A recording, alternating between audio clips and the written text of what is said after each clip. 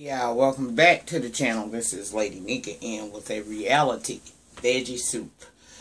We're going to talk about let me see if I can go in chronological order. We're going to talk about these are snippets. Everything's going to be a snippet because I don't have the time to really do an individual review for each one of these shows. Even in my reality veggie soups, I usually always talk about this show in its entirety. It just be two, but I'm behind. So y'all, today we're going to talk a little bit about Basketball Wives LA, Married to Medicine, Love and Hip Hop, Breast and Family Values, and cutting it into ATL, okay? So let's go, shall we? Okay, starting with the Basketball Wives of LA. Y'all, this show was hyped up to be one hell of a show, and maybe it will be this season. I don't know. The jury's still out. But we started off the show seeing all the ladies return except for Sunday Carter and British, and I ain't mad because neither one of them brought anything for me. So I don't give a damn. But we see Malaysia in her home, her LA home, where she has moved to, her and the 3 kids, following her and her husband breaking up. And she said that she left because she can't be with a man that don't respect her, and I understand that. Apparently there was some cheating or something going on. He had said that he was going to actually go into counseling with her. That never came to fruition, and it got to a point where she felt like enough was enough, so she left. And now she's back in LA to see if she can make a start on her own. Brandy comes over, her friend, and Brandy is, she's telling Brandy what's going on in her life, and come to find out Brandy got some of the same issues. Her and her husband are not in the process of divorce like Malaysia and her husband, but that her and her husband are on a timeout. Child, I ain't never heard of timeout in a marriage, but okay, cool. Alright, then she said that. Then we see a scene where we have the chick from Bad Girls Club, Megan James. She is now on this season of Basketball Wives, and she is friends apparently with Jackie Christie. She's out there trying to start an underwear line, which I don't know how successful it's going to be, because from what I hear from these women on this show, women in LA ain't wearing panties. Bitches, how does it get out there? How the hell you ain't putting nothing on that puss? I don't understand, but okay. Well, that's what she out there for, and okay. We also see during this episode Jackie Christie reaching out to Drea. Now, we all know that Drea and Jackie Christie, before I jump to that, Drea got a fashion line too, some type of t-shirt, underwear, some shit going on. Child, it was cute for what it was, but child, Drea was acting she was acting like she had entitlement issues, like she upscaled, and girl, it ain't been that long ago. Let's not play, okay? Don't act like you something you ain't, because you ain't there yet now. Don't start the Nene Leak shit and I have to reach your ass a filter every week. I don't like having to do it, but I will, child. Some people were sitting up saying that, they don't feel like they have to do this. Well, child, this is my escape, okay? Sometimes when I, have to detox from life, I do it through reality TV, so I don't have no problem reading a bitch down, because sometimes it's funny, and most of the time it's entertaining to me too. So it is what it is. So girl, don't get like that. Don't get to getting no superiority, Nene Leaks type of complex going about yourself. But she got her clothing line, had a show and everything. Ladies came out and supported her and stuff. But the main thing I want to talk about, because I got a lot of shows, Jackie and Drea met up, and she apologized to Drea. We all know Jackie and Drea got this love-hate type of damn relationship. I don't know why these hoes do this, but every year, every season, Jackie and Drea start off cool. Jackie do some fuck shit, and then her and Drea not cool no more. They usually beefing around about reunion time, and then they get friends again. I don't know how this shit go, but okay, whatever. Okay, so next, y'all, she's trying to get Drea to go back to Malaysia and Brandy and, try to get them to forgive her, because we saw Drea forgive her for her, you know, what Jackie did to her with that Orlando shit last season. So they you know, the girl go to try to do the shit. What she goes and talks to Brandy and Malaysia, y'all trying to remember this shit. She go and talk to them and tell them that Jackie won't try to make amends. Well, the ladies say they have some stipulations. If Jackie truly want to be their friend again, she has to do certain things for Brandy, because Brandy feels like when Sunday made that comment about her and, you know, her inability to have kids due to ovarian cancer, Jackie laughed at that. Now, I don't remember seeing Jackie laugh. I recall when that was said that Jackie looked like she was almost like shocked. I didn't see her laugh. So, you know, maybe some of y'all did. If you feel like you want to tell me about it, you can in the comment section. But I didn't see that there. But anyway, she feeling some kind of way about it. And she feels like that if Jackie really want to make amends with her, she needs to do a charity event for ovarian cancer, okay? Well, Malaysia's request is a little bit different. It's something we don't expect Jackie to be okay with. We'll see tonight. She wants Jackie to allow her to go out on a date with Doug. Now, y'all know, we all know Jack Christie is very, very protective of that man. I guess she did it, you know, really like, I know this bitch ain't gonna ever agree to this, so I ain't got to worry about her being in my life or trying to be friends with me no more, because I told her what I need in order to feel like, you know, we could be cool again. And we all know Jackie protective of her man, but she ain't gonna do it. And I feel bad for Poe Drill, because she had to actually say this shit. She told her about Brandy's part, but Doug wasn't in the room. But when she came to Malaysia's request, Doug had actually entered the room and was sitting down. Child Drill looked like she was uncomfortable as hell saying this shit. But we supposed to see Jackie agree to this shit. Child Drill. Good, Malaysia, you gonna make the crazy come out in this bitch for real. I ain't gonna go in on Jackie yet.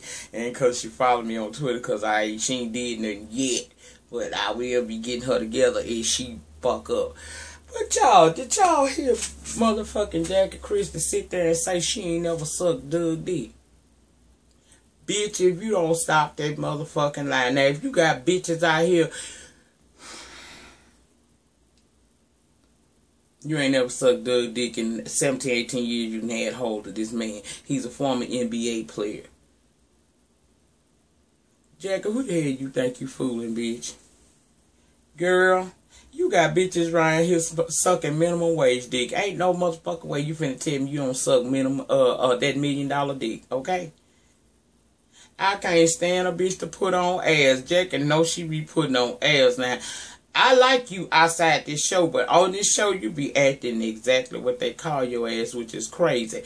Girl, stop that foolishness. You wasn't impressing, nor did you make anybody believe you, Jackie. You suck dick, bitch. Just accept the shit for what it is.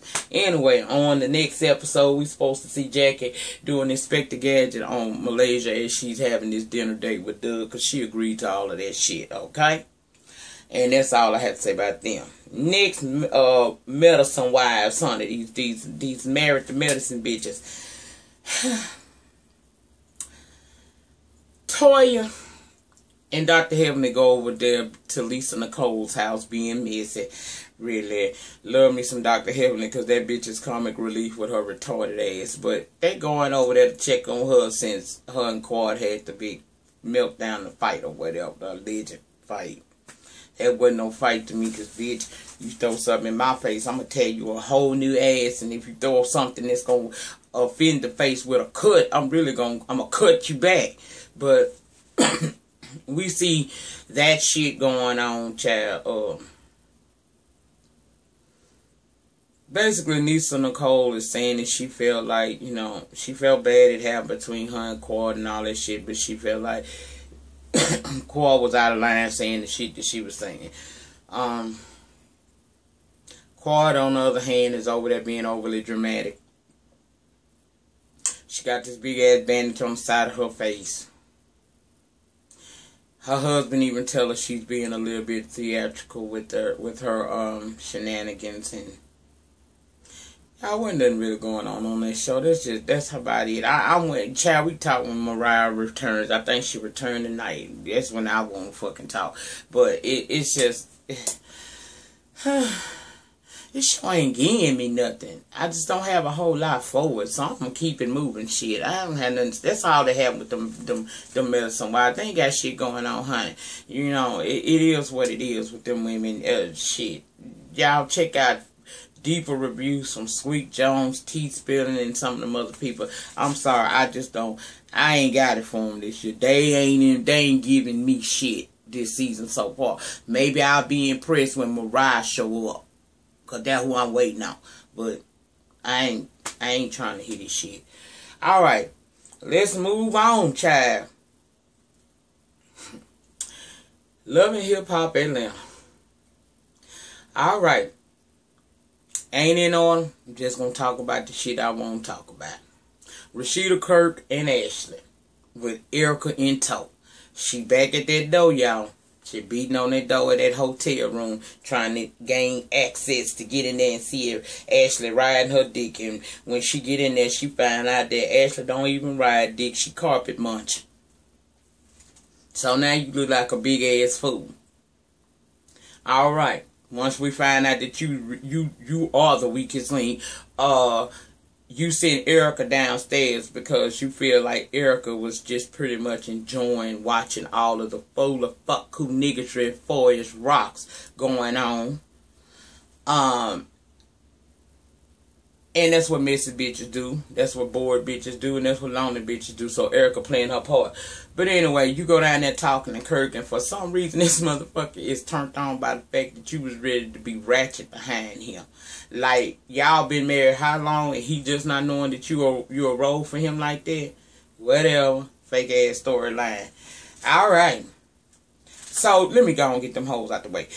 Later on, since she found out Kirk wasn't fucking this bitch, because this bitch like pussy too, just like Kirk do, we see her going to a photo shoot for Ashley Nicole, and it's at that photo shoot they apologize to each other for their past behaviors. And to me, it took away from the scene because I wasn't able to really feel it the way I would have normally felt it. But we have a scene during that moment where Ashley tells Rashida that, you know, she's never really had good relationships with women. She hasn't had anybody that she could really look up to. Her mother committed suicide 5 years ago, and now she's hoping that Rashida can be like a female mentor for her. And awkward as it may seem, Rashida said yes. Okay, whatever. All right. We all know there's some fake fuck shit that Mona got going on, but we gonna go and roll with it like it's all good. Alright, that's all the motherfuckers that really did. I'll come back to Rashida later on, because that bitch ain't loyal either. But, next thing I'm gonna talk about is Scrappy, cause Mom, Deuce, and Ernest got him feeling some kind of way. He realized he done been with the Bams for a while, so maybe it's time for him to step the game up with his relationship with her too. So he presents her with this box, and we think it's an engagement ring. Well, y'all probably did. I knew it wasn't, because Scrap ain't ready for no marriage. He played Erica with that shit. Do you remember? It's the key to his house, and Bambi tells Scrappy that, look, if I'm going to be over here like this right here, what I'm going to need you to do is go and deal with the situation and the beef that's going on between you and your baby mama, because me being over here more means I'll be more involved in your daughter's life. And he goes to Erica and has this conversation, and they basically come to the agreement, say he's going to pay her the child support, but they're not going to court. They're going to let the lawyers work it out, and they're going to be cool. Something that could have happened all along. And Erica's like, well, where did you get this? You know, look at you growing up. And I thought that was kind of funny, because, bitch, you just as petty as he is at time. But anyway, the reason why he's growing up some, because he got a woman. I'm not saying Erica not a woman. I'm just saying that Scrappy and Erica together are not good. I see growth with him when he's with Bambi, because he's maturing with his little fat ass. But, that's all what's going on with them people. They gonna plan Imani's birthday and everything's gonna be good. Alright, so next we have I'm gonna go and get Baby Knees and them out the way. We see Young Ja going to talk to Cena, and he's telling Cena that he's presented her with his divorce decree.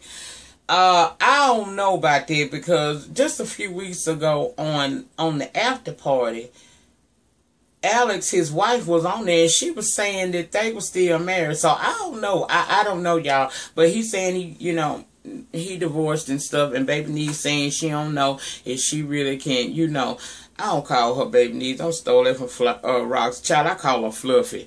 So Fluffy done said, she don't know, she not ready yet. She not ready yet. She love him with all her heart, but she don't know, and he promising that he gonna change, y'all. He not gonna make her look all crazy. He gonna end it off with Cena. He ain't gonna cheat no more. He gonna be a good boy.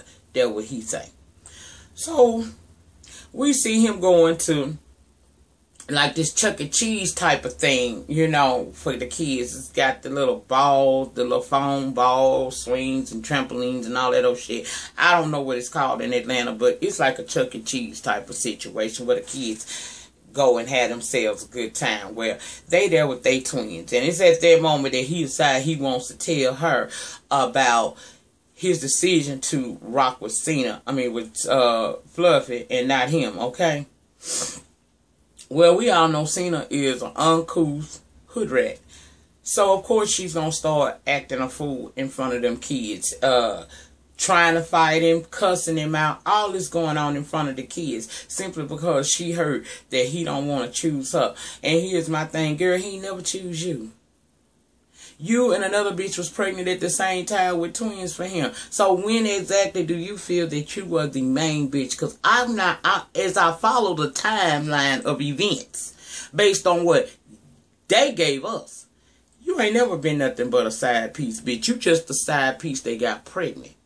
Well, he tell her that that's his decision, and he ain't gonna fight her up in here. She ain't finna fight him in front of the kids and shit. He leave her there, and we see her sit down on the bench and have an emotional breakdown. Whatever, bitch, you brought it on yourself. What you need to do is figure out whatever talent you got and harness that to take care of those kids, and stop waiting on the day that Jock is going to choose you, because you will never be chosen. Your corn ain't fat enough. That's why Fluffy got him and you don't. Now, moving on, we see a scene where Kalina goes to talk to Deb, y'all. And in this meeting, Kalina asked all the questions you supposed to ask, okay? I'm cool with a bitch saying, what can you do for me? You know what I'm saying? Because I'm going to ask you what you can do for me. So it was okay, the questions she asked, but I think she let Tony kind of get in her head. So when she presented what she was trying to say to Deb, it came out wrong. See, I've told y'all before, you got to be, it's all about presentation, people. Presentation would either make the situation good for you, or it'll make the situation bad for you. She came to Deb, and the way she was coming at her made Deb feel like Kalina was trying to somewhat check her background and disrespect her. It wasn't wrong with the questions that she asked. Again, it's presentation. I don't know why people can't seem to understand that. It's not what you say, it's how you say it to people. You can say whatever the fuck you want to say to me, but the minute I feel disrespected, that's where the disconnect come in at, okay? And I totally was here for Miss Deb. Now, I'm not no Deb Abney fan. Y'all have heard me say some shit about Deb before in the past. I ain't gonna say no too much, because I already got, motherfuckers around here want to do me shit. So I'm not gonna say too much, because Deb might send her goons here, right? Y'all know I'm just playing bitch, please. But, Deb basically was like, so, what you mean? She didn't really understand where Kalina was coming from, because the way Kalina presented that. Yeah, you're supposed to ask what a person can do for you. But when you start asking a person what's the last thing they did and trying to take away from their accomplishments, yeah, they're going to feel some kind of way. And that's what Deb did. Deb got upset because she felt like at that moment, Kalina was trying to be disrespectful to her. When in actuality, I feel like, first of all, before you ever talked to Deb, Deb, baby. If you really about your business, you should have gone and done a background check on Deb. Don't just go by what Rashida did, what Rashida say, because Rashida ain't shit. What musical success has Rashida had for you to go solely off of what she say? And Rashida never really worked with Deb before. So why be disrespectful, Kalina? All of a sudden, now you came to Deb crying, didn't know what to do. Your man and told you he don't want to fuck with your career no more. And then you got somebody that's willing to work with you, and you coming in and basically insult them. So what you got is what you deserve. The woman told you, baby, you go find somebody else to help you with this empire you think you got. And we done here, sweetheart. Well, later on in the show, we see Tammy make a return appearance to this show. She get out this car and they do this big dramatics, bitch. We see her getting out the car, watching her foot. She was cleaning the motherfucker, but she was cleaning the motherfucker to come in there and probably get her ass mollywop. She want to come in there and ask Kalina about why, you know, what went on between her and Deb. I understand family relation and Rashida ain't shit. That's why I was saying she ain't shit, because she in the motherfucking confessional talking about she respect that's family. Bitch, you know what? You ain't loyal hoe, and that's why you go through the things you say, the things that you go through, because you didn't know the full story. You just basing off what Tammy say, and that's the reason why you gonna get your motherfucking ass read on Monday night by Kalina, and I ain't got no problem with it, because I don't like you like that no motherfucking way. You pretty, bitch. Yes, you pretty, and your clothes is cheap, but you's a stupid bitch, and you a messy bitch undercover. You finna do to Kalina the same motherfucking thing you did to K. Michelle, bitch, and just to find out, because I don't believe that Kalina said a damn thing. Just like when she went against K. Michelle for Toya and Memphis, because they was her friends, and it came out K was telling the truth the whole time. This bitch ain't loyal. Y'all stop fucking with this hoe. I ain't got nothing. Fuck Rashida. That pissed me out. First of all, who is Tammy to come up in here? Bitch, were you not the same motherfucking hoe that Jocelyn took 22 inches and rolled your ass down to 4 of them, and bitch, you was looking crazy around that motherfucker last season, last reunion show? So now you done been to the gym and shit in between that time. Now you a bad bitch and you gonna come in to this woman's establishment and try to check her on a business deal. So you telling me that if Deb had a meeting with somebody and say Sony Records or something like that and it didn't go right, you gonna go to that person and try to check them because you feel like that's your mother-in-law and you got to stand up for her? Girl, fuck you. You ain't about that life. You brought your ass in there because you knew that security was gonna keep that girl off your ass. Because I'm going to tell you, when a bitch is already on the edge, and Kalina is, because she really ain't feeling this bar shit this nigga trying to do with her. He done dumped her career like he did. Really basically showed her he don't have no faith in her. And then this bitch is postpartum. She'll kill your ass up in there. You think Jocelyn snatched them 22 down to 5, bitch. Keep playing. Keep playing. That's all I say. Because, baby, did you see Kalina go fade to black in her eyes? See, you got to watch her bitch eyes. It tell her. It tell the story. Baby, Kalina went, motherfucker, I'll bust your head, son. She meant every fucking word of it.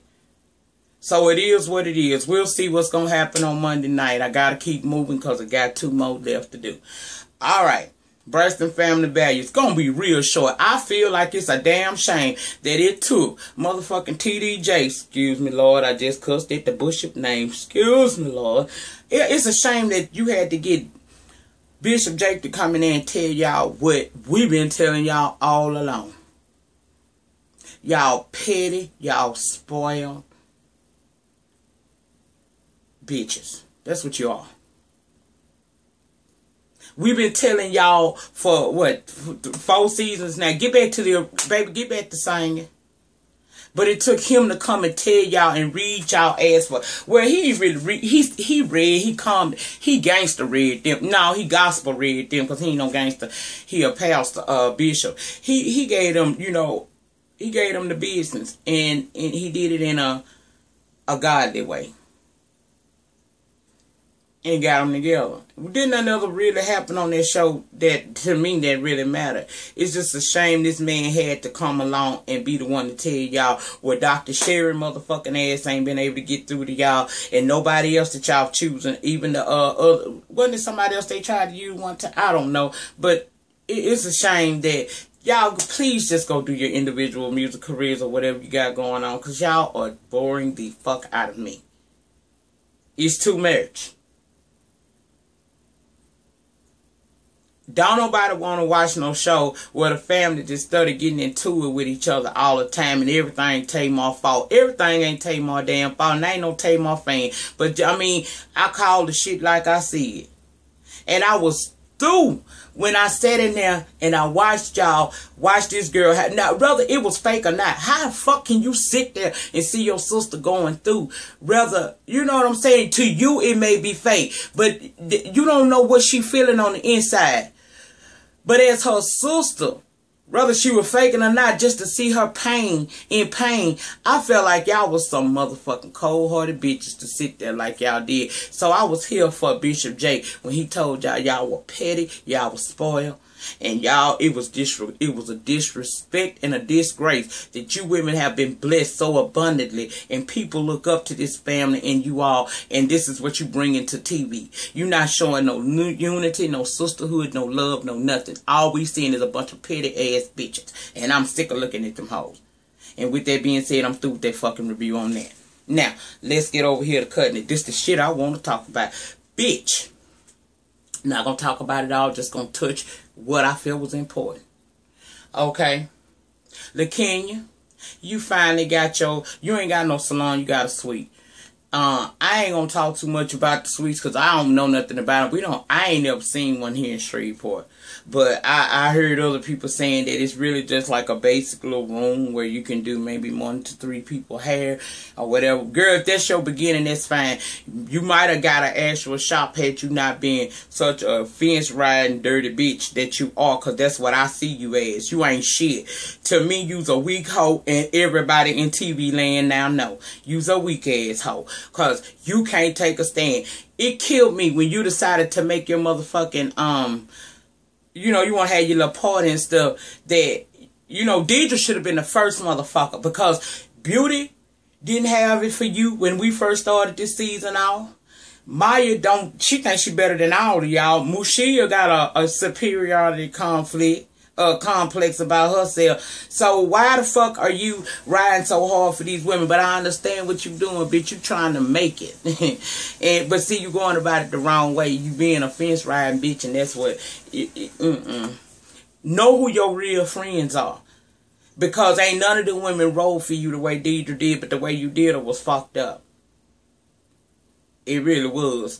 Now, let's talk about Beauty J deciding that she gonna get her entourage together and come down to Jadoa protesting with a bullhorn and signs. Bitch, I understood why she didn't come out that door, Deidre that is, but she kept inviting your ass in there. And the reason why you was being invited in there, because as soon as you'd have walked your crazy looking ass up in there, bitch, she was gonna beat your motherfucking ass. Do you hear me?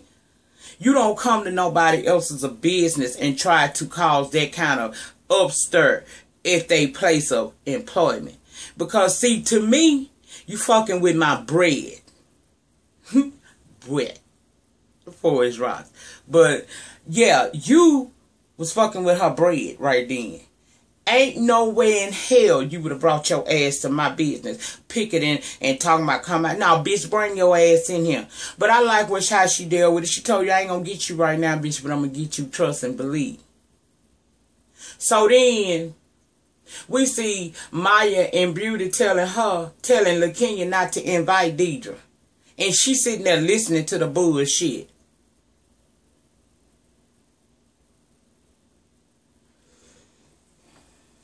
Let me just get on to what I wanted to really talk about. The party. We see Deidre arrive at her party. Beautiful flowers. Very congratulatory of her being able to branch out and start her own business. Deidre is your motherfucking ride or die, you ignorant bitch. When the motherfucking shit hit the fan, Deidre is the one that would have rolled with you, because now one of them other bitches, they don't believe in you. And they don't really give a fuck about you. But, you know, they say it's strength in numbers, so they gonna keep you with them. Bitch. And you stupid.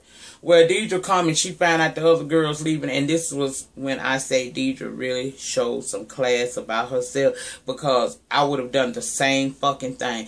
Alright, I'm coming to this party. I'm here. I'm ready to party and turn up and enjoy your success with you. Oh, they coming. Okay, well, let me go and leave because I don't want to fuck your shit up for you. And if I stay, I'm going to fuck it up for you. So I'm going to go on and leave so I don't have to fuck this shit up. Okay? So she leaves. It hurt her. You can tell in the confessional that it hurt her feelings that basically LaKenya chose the company of them hoes who don't really have her back and don't give a fuck about her over Deidre, who has rolled with her from episode 1. But that's okay, cause bitch, it will be a season 2 on that ass. But let's talk about the shit. Okay, first of all, Beauty, bitch, if you didn't keep with the theme of my motherfucking party, you wouldn't have been at my motherfucking party. You would have carried your ass out of there. You did that as a sign of disrespect. Because ain't nowhere in hell you would have worn that. If Maya would have thrown that party and said it was an all-white event, black and white event, you'd have kept within the theme. That just showed you how much disrespect y'all truly have for Deidre. I mean, for LaKenya. You did what you wanted to do. Then Beauty wants to sit here and make a fucking toast, and people was telling her, bitch, this ain't about you tonight. She up there talking about she employed LaKenya first and all that shit. But bitch, okay, yeah, you gave her a job, but you also been ragging on her for what? How many episodes you ragged on her because she ran off and didn't fuck with you no more and owed you boom for real? So when she get through saying that, of course, LaKenya take the stand and she say a little fucking shit, you know, and everything. No, soon was she through. Here come A Tribe Called Quest, featuring Mufasa. Who does that? It ain't no motherfucking way, bitch, you would have came into my event with that many people making that kind of fucking noise trying to introduce your product at my event. Now, Mushia has decided to steal Maya's fucking concept of the pretty hair, but her hair is not, it's going to be more kinky, more textured, you know, black people type of hair. She said that she's straight from Ethiopia, but bitch, ain't no motherfucking, that ain't come from no fucking straight Ethiopian woman hair. Let's just be real. How many bitches in Ethiopia you think sacrificing their hair, bitch? I almost said most of them ain't got that much. And that's, no, fuck it. Most of them ain't got that goddamn much hair. But one thing about it for damn sure, black bitches don't give their hair up like that. Okay? And yes, you did steal that concept from her, but that's business. I get it. I ain't mad at you. I'm a businesswoman. I know how the shit go. But let's just be real. You're not an original bitch. You stole that idea. That's why it took you to the season finale to introduce it. Because you had to hurry up and get that shit together. Because you stole that woman idea. Because if you had that already going on, why did you ever entertain these women? Especially Maya. Why you entertain her if you already... Girl, sit down some damn well. But she come in there... Bitch, she coming there with about 20 people advertising her runway curls. Mushia is a very beautiful woman, but your beauty ain't gonna stop me from reading you, bitch. Girl, ain't no way in hell you would have came in there being that disruptive in my motherfucking party and thought I wasn't gonna kick your ass and send you right back to Pride Rock, bitch. Girl, how can you be so damn disrespectful? I don't know. I have met some Africans that kind of act like Mushia. I don't have no friends like that. So I don't know how they, you know, if they do that with their friends. But I have met some that got kind of like that attitude there. Because I've been one time would get some African hair twists and bitch was kind of pissing me off in there with that little attitude she had. And I don't understand how you motherfucker can act like you better than me, bitch. And you out here living in huts and tents. Don't start, okay? Don't do that. That's your origination, bitch. You from a third world girl. Okay, all I'm saying is be respectful, bitch. And see, when you came in there and you introduced this runway curls to these women at this girl event, you one of them hoes try to overtalk a bitch when they trying to get you together about what you doing. You wouldn't have overtalked me, undertalked me, or nothing, bitch, because I would have beat the fuck out you by disrespecting me at my event, and that's what I'm saying. Take it how you want to. You ain't no better than none of the rest of these motherfucking women, yet you sit yourself up on a pedestal that you don't deserve. So who are you, ho? Like I said, if this bitch and her tribe called Quest would have came up in my motherfucking event doing this shit and stunting like she would have been stunned, I hate a hoe that love to stunt. Bitch, if you got the stunt, you ain't got shit going for yourself, because a successful hoe can just stand there and be her. And Maya ain't all of that either. People want to talk about she bought her money. Just because that bitch business grossed $1.2 million don't mean she brought that home. And then it don't mean that this bitch really is about her business, because every time we seen her do a hell of a lot of spending when Beauty gave her that $10,000 check. Plus the bitch always talking about fucking alcohol and Xanax. So I'm under the impression that the bitch done probably had some type of mental breakdown and she addicted to motherfucking pills. These hoes is not loyal, y'all. I don't know what to say about them. I can't. Ain't no way in here this bitch would have motherfucking came to my event. I promise y'all, I would have went to tying this motherfucking shit up. Bitch, it would have been some motherfucking fights going on. Do you hear me? It would have been some fucking for real fighting going on, because what you won't do is disrespect me on my motherfucking territory. I ain't having it, y'all. I don't play that shit. I don't play this kind of shit that at all. I don't. You gonna respect me just like I respect you. And Mushia showed no motherfucking respect. Then the bitch, after she couldn't, you know, she done tried to overtalk people and shit, talking about party over, let's go. Bitch, you better get the fuck up out of here before I drop kick you and your crew back to Pride Rock. Please believe me. But anyway, y'all, I done went on long enough. It's 36 minutes. That's all I had to say about these hoes. In the meantime, in between time, please like, comment, subscribe. I'll see you guys on the next video. And it'll be on next video in a few minutes. On the way.